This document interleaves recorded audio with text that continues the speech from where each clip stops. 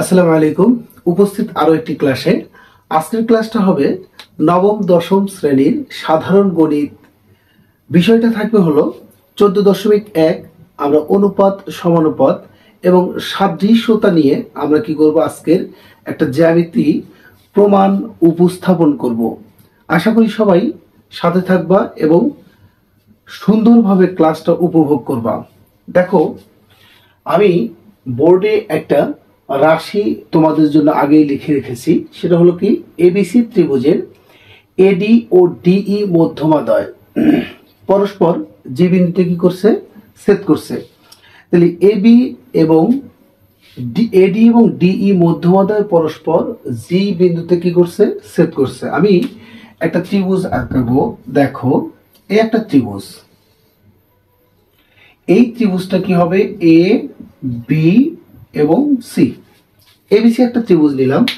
এই ত্রিভুজের এডি ও DE মধ্যমাদ্বয় BC বাহুর উপর যদি আমি একটা মধ্যমা নেই, এটা কি ডি, এবং এসি বাহুর উপর আর একটা কি নিলাম, মধ্যমা নিলাম।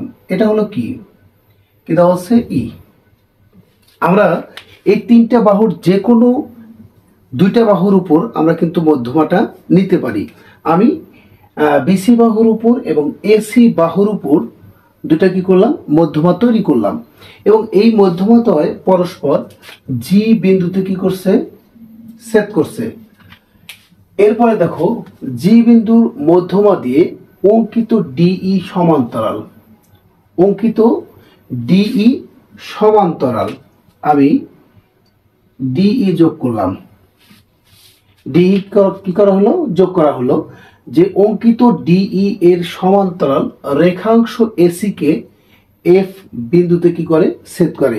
আমরা ডিই এর সমান্তরাল আরো একটা কি নেব, রেখা নেব, রেখাংশ নেব। এই রেখাংশটা কি হবে, এসি রেখার উপর, এসি বাহুর উপর কি হবে, ছেদ করবে। কি বিন্দুতে, এফ বিন্দুতে কি করবে, ছেদ করবে। তাহলে দেখো, এটা কি এফ বিন্দু। আমরা এসি বাহুর উপর আরো একটা সমান্তরাল রেখা নিলাম, যেটা কি হয়েছে, ডিই এর সমান্তরাল কত, জি এফ। এখানে কি বলা হয়েছে, এই যে ডিই সমান্তরাল কত, জি এফ। এই ডিই সমান্তরাল জি এফ সমান্তরাল দুটা আমরা বাহু তৈরি করলাম। আমরা এখন যদি প্রমাণের দিকে যাই, প্রমাণের দিকে যদি যাই, আমরা এই ত্রিভুজটা যদি ব্যবহার করি, দেখো এখানে কি এডিই ত্রিভুজ। এই এডিই ত্রিভুজের দুইটা সমান্তরাল রেখা আছে, ডিই সমান্তরাল কত, জি এফ।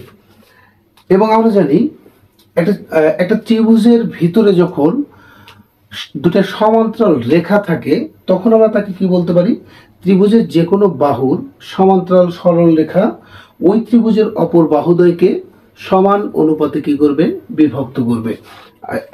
প্রমাণে আসো, দেখো প্রমাণটা কি, ত্রিভুজ এডিই, এই ত্রিভুজের সমান্তরাল রেখা কি কি দেওয়া আছে, ডিই সমান্তরাল জি এফ। এটা হলো কি সমান্তরাল রেখা। তাইলে সমান্তরাল একটা ত্রিভুজের ভিতরে যদি সমান্তরাল দুইটা রেখা থাকে, সেক্ষেত্রে আমরা কি করতে পারি, ত্রিভুজের যে কোনো বাহুর সমান্তরাল সরলরেখা ওই ত্রিভুজের অপর বাহুদ্বয়কে সমান অনুপাতে কি করবে, বিভক্ত করবে। তাইলে আমি লিখতে পারি F EF, AF EF, AF ভাগ কত ইএফ ইকুয়াল টু এজি ভাগ কত এ জিডি, ভাগ কত জিডি। আমরা জানি কি, ত্রিভুজের যে কোনো বাহুর সমান্তরাল সরলরেখা, আমি এখানে লিখতে পারি ত্রিভুজের যে কোনো বাহুর সমান্তরাল সরলরেখা,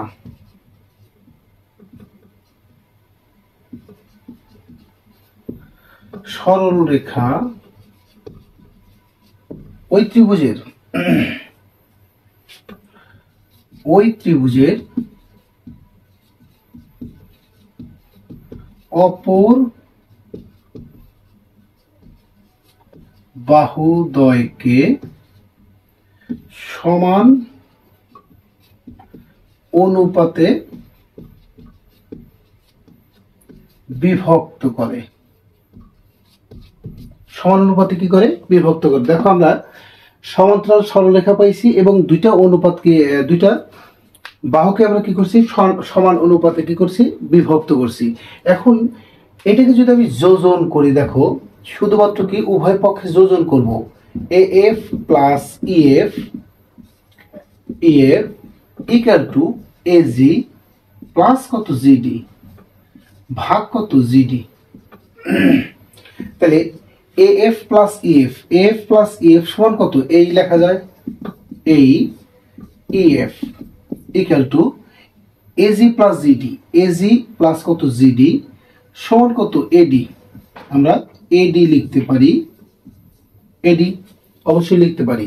এখন এখান থেকে আমি দেখো যে আমরা যখন একটা ত্রিভুজের মধ্যমাত্রয়, একটা ত্রিভুজের মধ্যমাত্রয় 2:1 অনুপাতে কি করবে? তাদেরকে বিভক্ত করবে। একটা ত্রিভুজের মধ্যমাত্রয় তাদের বিভক্ত করবে কিভাবে? 2:1 অনুপাতে কি করবে? বিভক্ত করবে। তাইলে এজি ইস্টু কত? জিডি। এটাকে কি 2:1 অনুপাতে বিভক্ত করবে। এটাকে 2 আর এটাকে যদি আমি 1 অনুপাত দেই, তাহলে এজি ইস্টু কত? জিডি। সরি, এটা হলো 1 আর এটাকে কি করব? 2। তাহলে এখান থেকে আমি যদি লিখি এটা, দেখো তো কি লেখা যায়? এজি ইকুয়াল টু কত? 2জিডি। অবশ্যই লেখা যায়, তাই না? তাহলে এডি সমান আমি কি লিখতে পারি? দেখো তো এডি সমান এজি প্লাস কত? জিডি। আর এজি সমান 2জিডি। দেখো তো 2:1 অনুপাতে আমরা কি করলাম? এটাকে বিভক্ত করছি। তাহলে এজি এর মান কত? এজি এর মান কত? 2জিডি প্লাস কত? জিডি লিখতে পারি অবশ্যই। তাহলে 3জিডি লেখা যায় না? অবশ্যই লেখা যায়।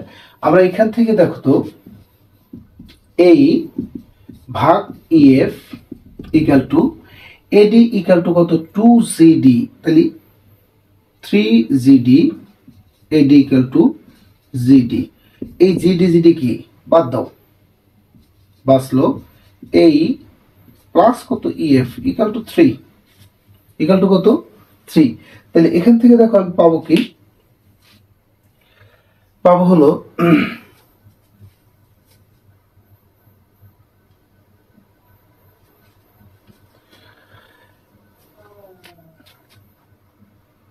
ইএফ 3 নিচে কত? 1। দেখো তো আমরা লব এবং হরকে যদি 2 দ্বারা কি করে দেই? গুণ করে দেই। 2EF ইকুয়াল টু কত? 3। দেখো এখান থেকে পাবো কত? 2AE। 2AE সমান কত? আমরা এসিও পাইতে পারি। আমাদের এত কিছু দরকার নাই, যেহেতু আমাদের দরকার হলো কত? এসি ইকুয়াল টু কত? 2AF। তাহলে 2AE সমান কত? আমরা যদি ডাবল করি, দেখো এসি পাবো। তাহলে এসি 2EF ইকুয়াল টু কত? 3। আর গুণ করি, তাহলে এসি ইকুয়াল টু 3 দুগুণে কত? 6EF। এটাই প্রমাণিত। আশা করি সবাই